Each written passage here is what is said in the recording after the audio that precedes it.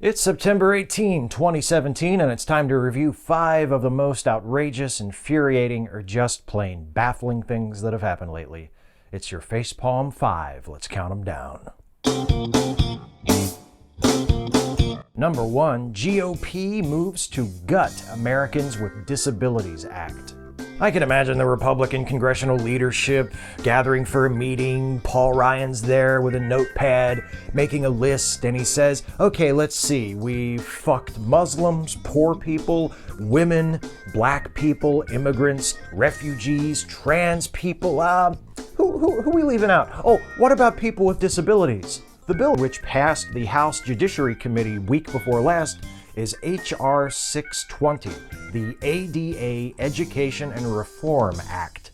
The bill would amend the Americans with Disabilities Act, the ADA, requiring anyone with a disability who is unable to access a business due to an architectural barrier, like, say, a sidewalk curb with no ramp, to wait 6 months before taking action to force the business owner to remove the barrier and make the business accessible as required by the ADA. And even then, the new law wouldn't require the business owner to actually remove the barrier within a timely fashion, simply show that substantial progress in removing the barrier is being made.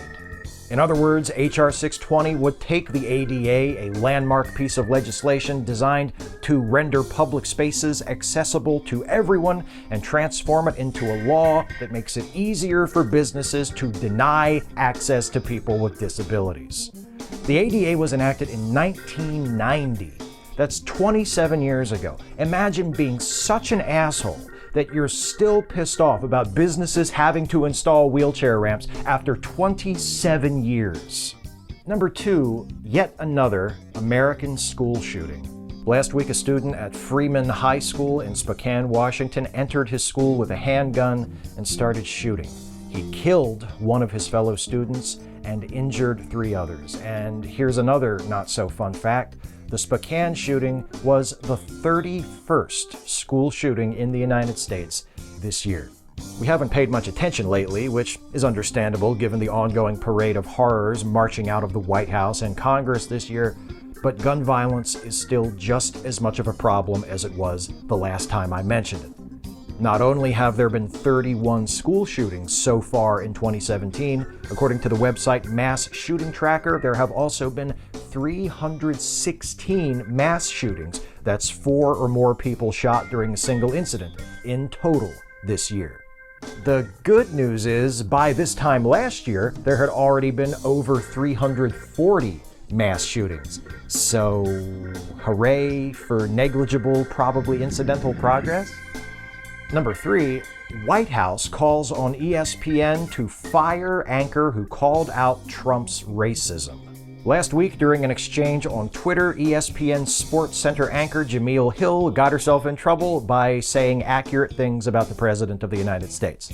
Donald Trump is a white supremacist who has largely surrounded himself with other white supremacists, she wrote in one tweet.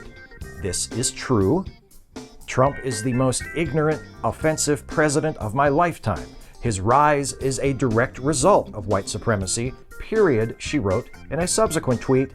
This is also true. Naturally, the White House, the one presently led by and staffed up with white supremacists, didn't take too kindly to a journalist, and a black woman at that, calling them by their real names. Press Secretary Sarah Huckabee Sanders called Hill's comments outrageous and a fireable offense by ESPN. Why does Sanders think it's outrageous to characterize Trump, who based his campaign and has likewise based his presidency so far on vilifying and attempting to hurt non-white people, as a white supremacist? She says, quote, I know the president has met again with people like Senator Scott, who are highly respected leaders in the African American community. Which is pathetic. That's not even, he can't be racist, he has black friends. That's, he can't be racist, he's spoken to black people. Oh, well, I beg your pardon. I had no idea. That's it, everybody. Pack it up. We're done here. He's not racist. He's willing to converse with someone from another race, which is the minimum standard for not being racist, which we all agreed upon, did we not? Number 4, Harvard disinvites Chelsea Manning after pressure from CIA. Last week, Harvard's Kennedy School of Government announced it was inviting 4 additional visiting fellows to its campus for the 2017-2018 school year. Among them, Chelsea Manning, the former Army intelligence analyst who was sentenced to 35 years in prison after being convicted of leaking classified government documents to WikiLeaks. Manning's sentence was commuted by President Obama before he left office, and she's been free since May. 2 days after offering Manning the visiting fellowship, the dean of the Kennedy School rescinded the invitation. Why? Because the CIA director wrote him a pouty letter, which the CIA director had every right to do. I've penned a pouty letter a time or two myself. What I find interesting is that the dean explained that Chelsea Manning was still welcome to come on campus and address the students, just not as a visiting fellow. Because, quote, many people view a visiting fellow title as an honorific, unquote, and it was not Harvard's intention to bestow any honorifics on Manning or to, quote, endorse any of her words or deeds. But do you know who else was invited to be a visiting fellow the same day as Chelsea Manning? Former White House Press Secretary Sean Spicer, the guy who spent most of the year lying to the media on behalf of Donald Trump. Know who else is an invited visiting fellow for this academic year? Corey Lewandowski, Trump's former campaign manager who has a history of sexual harassment and who was charged with assaulting a female reporter. Harvard apparently has no qualms about bestowing perceived honorifics on the likes of them.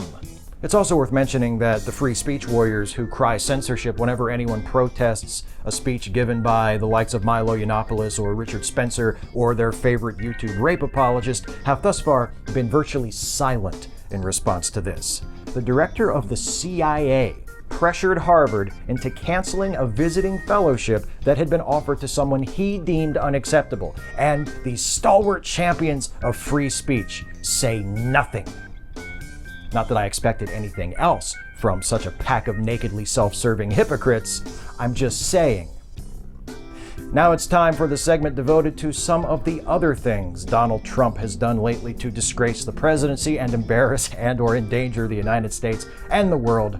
It's number 5, the further misadventures of Lord Dampnut.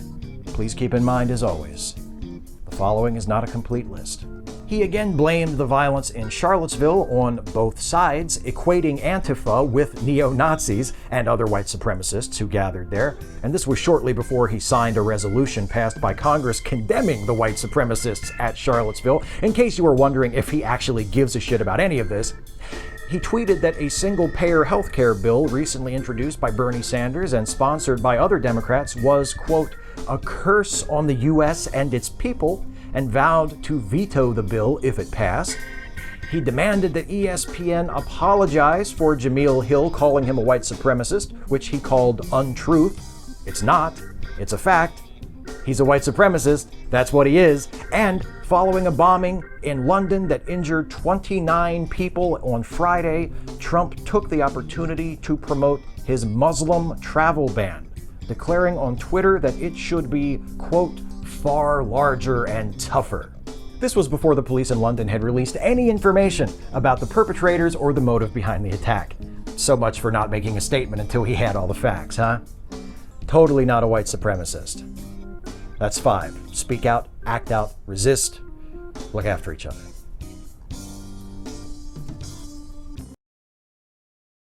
Hey folks, hope you got something out of this one. If you did, please like, share, and subscribe. And also please consider helping me to make more videos like this one by supporting this channel through Patreon.